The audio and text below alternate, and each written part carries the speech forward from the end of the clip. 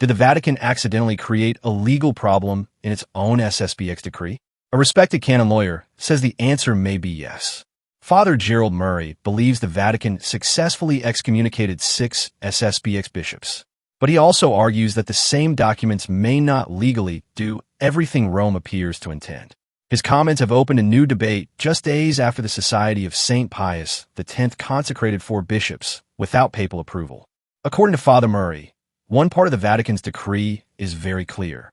The 6 bishops involved in the July 1st consecrations are excommunicated. That includes the 4 newly consecrated bishops, along with the bishops who performed the ceremony. Murray says there is little room for argument here. Under canon law, a bishop who consecrates another bishop without a pontifical mandate automatically incurs excommunication. The Vatican's decree simply declared publicly that this penalty had already taken effect. But Murray believes the controversy begins with the explanatory note released alongside the decree. His main criticism is straightforward. The decree itself names only 6 bishops. It does not formally name the SSPX's approximately 700 priests. Yet the explanatory note refers to SSPX priests as schismatics and discusses the status of lay Catholics connected to the society. According to Murray, an explanatory note cannot create new penalties. Its purpose is to explain a decree. It is not meant to expand the decree's legal effects. For that reason, he argues that SSPX priests have not been publicly declared excommunicated, even if Rome believes they may have incurred automatic penalties. Murray also challenges how the documents address lay Catholics. He argues that attending an SSPX chapel or sympathizing with the society does not automatically result in excommunication. Penal canon law requires precision. A penalty must be connected to a specific external action. It cannot be based simply on an internal opinion or a vague idea of support.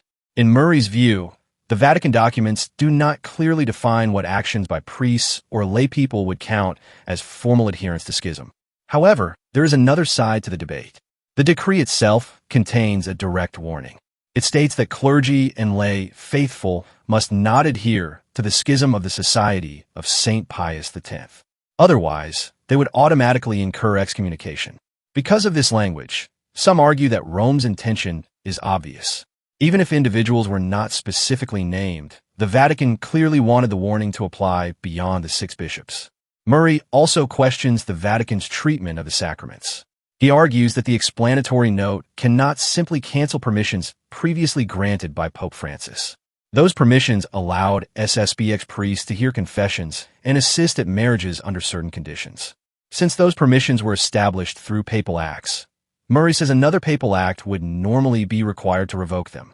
At the same time, Murray acknowledges that the Holy See's overall intention appears unmistakable. The decree, explanatory note, and related implementation documents all suggest that Rome believes the consequences extend beyond the 6 bishops. The Vatican has already issued procedures for bishops to receive SSPX clergy and faithful who seek reconciliation with the Catholic Church. Those procedures would make little sense if Rome intended its measures to apply only to 6 individuals. Even the SSPX's own response seems to recognize this. In its letter to Pope Leo XIV, the society spoke as though the sanctions affected the entire fraternity, not just the 6 bishops. Still, Murray maintains that canon law must be applied carefully. Penal laws must be interpreted strictly. The people affected and the actions involved should be clearly identified. Interestingly, this is not the first time Murray has taken such a position. Years ago, he also criticized Pope Benedict XVI's 2009 decision to lift the excommunications of SSPX bishops, arguing that proper canonical procedures had not been followed then either. His current criticism follows the same principle. For Father Murray, the issue is not whether one supports or opposes the SSPX. The issue is whether canonical procedures have been properly observed. And if Rome believes further clarification is needed, the Holy See still has the authority to issue additional decrees or official interpretations. For now, Murray's conclusion is clear. The 6 bishops are excommunicated.